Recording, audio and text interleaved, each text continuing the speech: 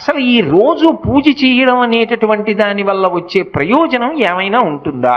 అసలు దాని వెనక ఏదైనా శాస్త్రీయమైన కారణం ఉంటుందా? విదురుడు ఎందుకు చెప్పాడు అసలు దైవానికి నమస్కారం చేయమని? నేను మీకు ఒక్క మాట చెప్తా, బాగా గుర్తుపెట్టుకోండి.